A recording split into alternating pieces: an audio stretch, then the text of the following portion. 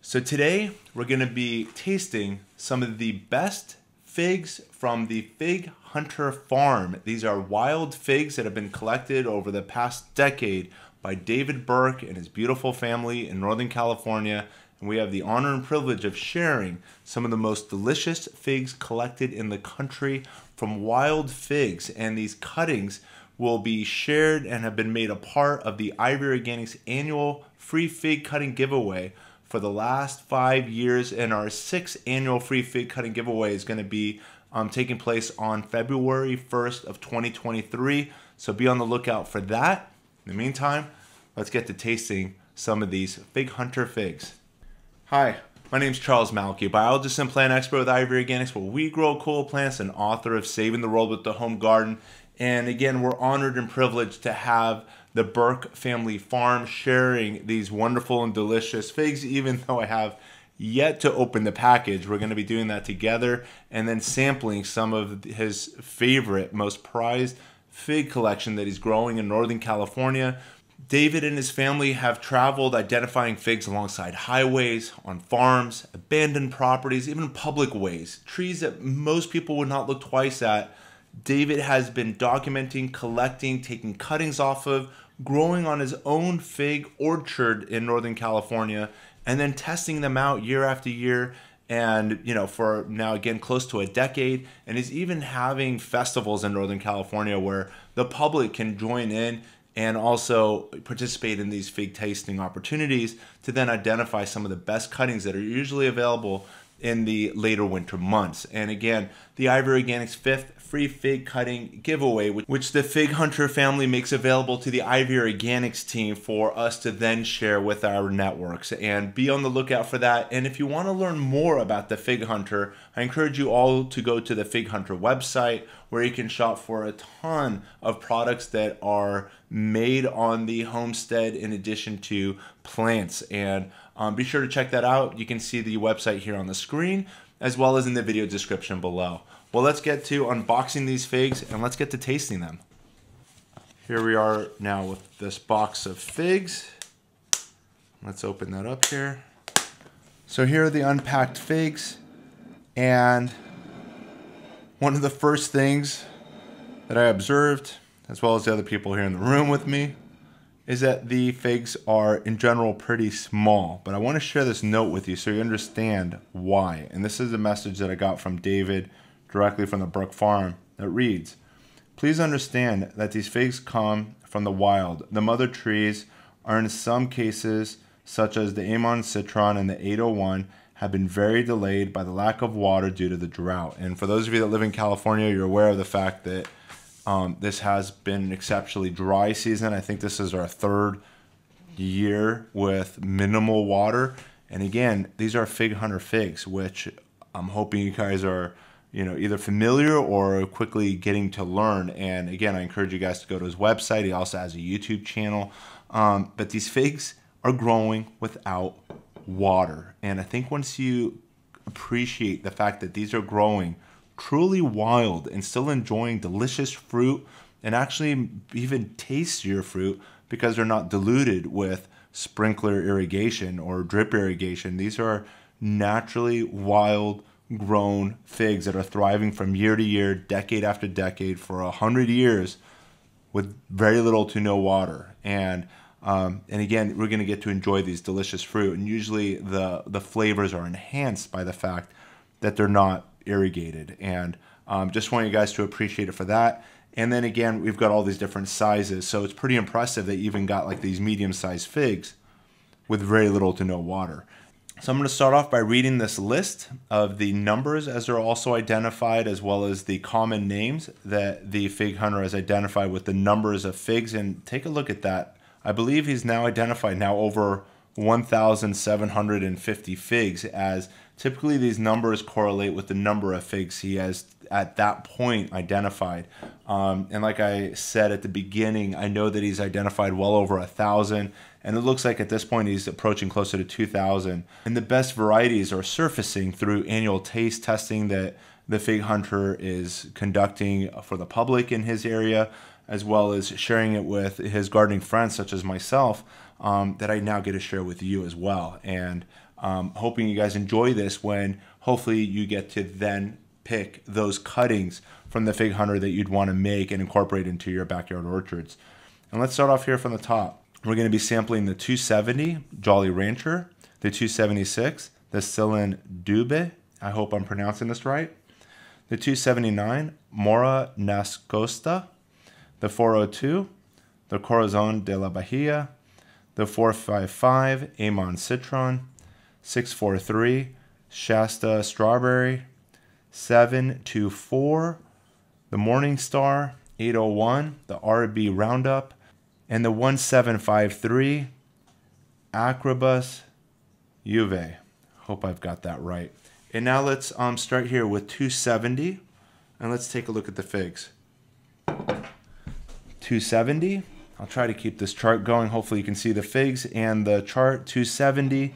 Here's 276, 279, 402, 455, 643, 724, 801, 1753. And now let's cut number 270.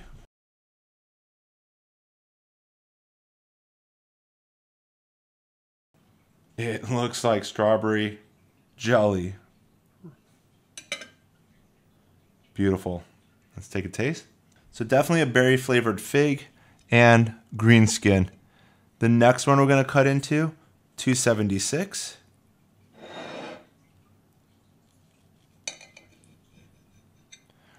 And obviously this is a black fig and beautiful red interior. Another berry flavored fig. Number 279.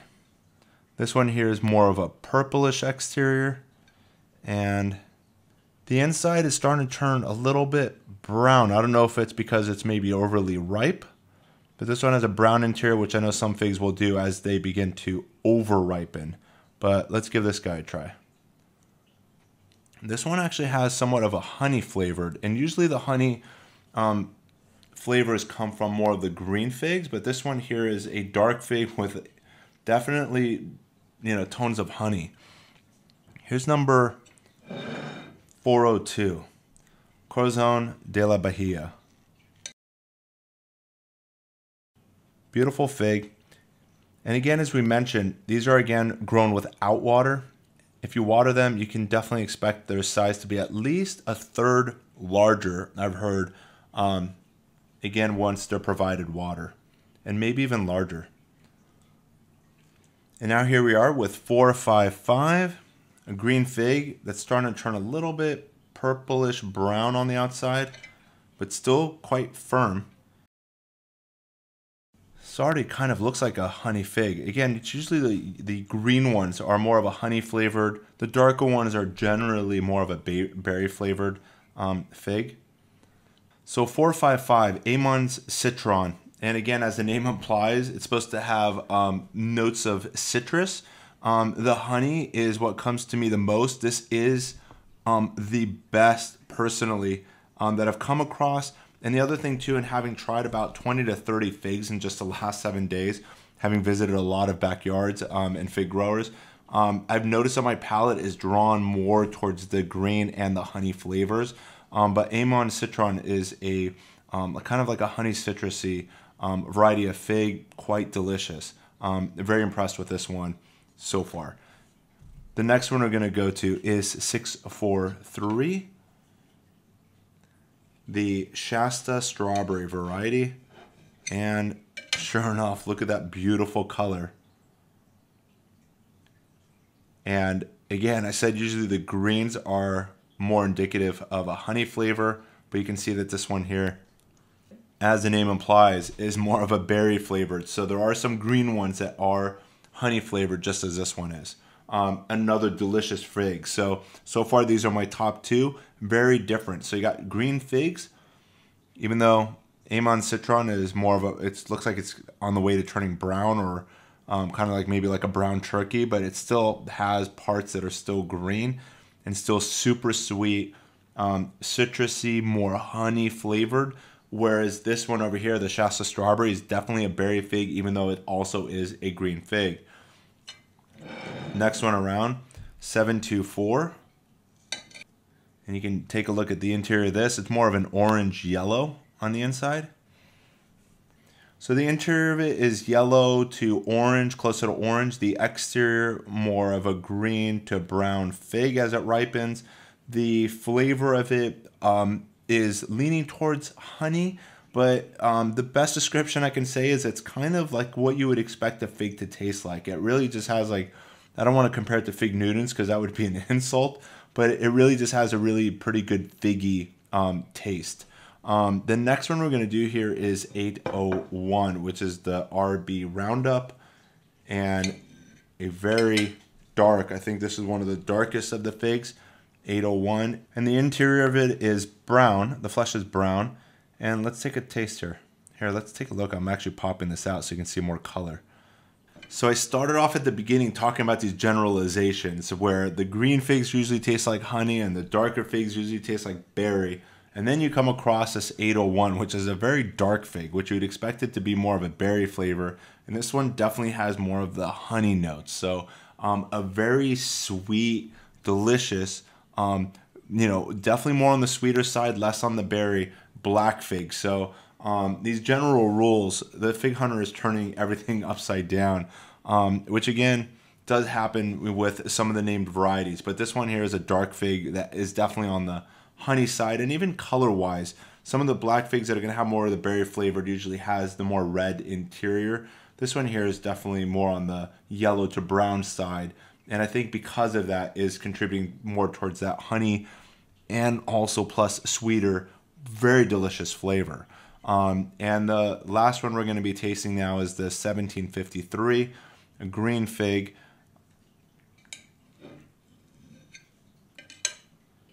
And this one here looks like it maybe was a pink interior. Let me see if I can pop this open. It kind of looks more brown. And there's actually hints of pink. So it might be that this was once pink, and probably if it was harvested about a week ago would have been pink, and maybe it's just in the process of just becoming overripe, which sometimes has an amazing flavor. I'm going to cautiously go into it just because it's starting to turn brown.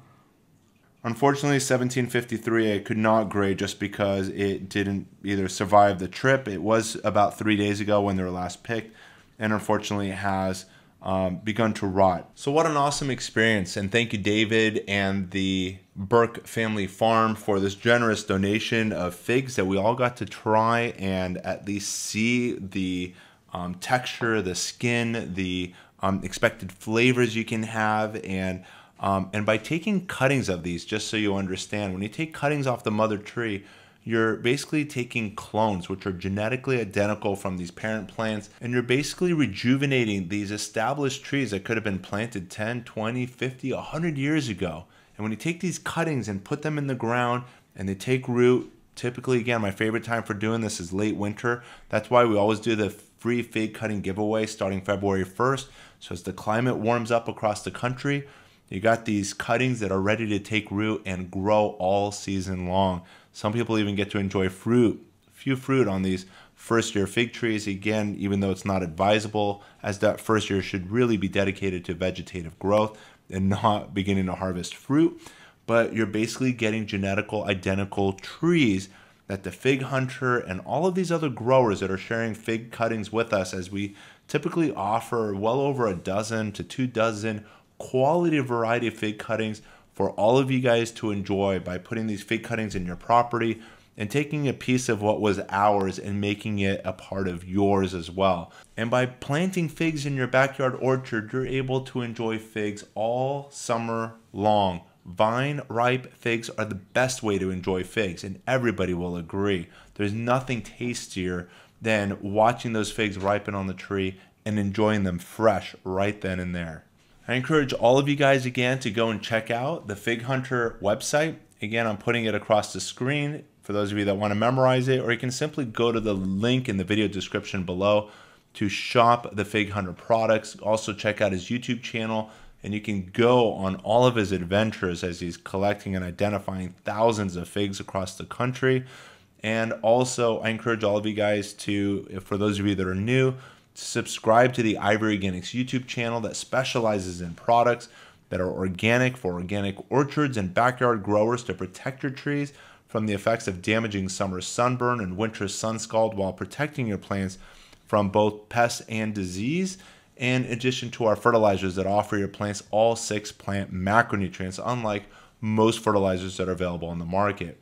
Ivory Organic Fertilizers offer your plants all 6 plant macronutrients, which include nitrogen, phosphorus, potassium, magnesium, sulfur, and calcium. You can check all those out at ivoryorganics.com.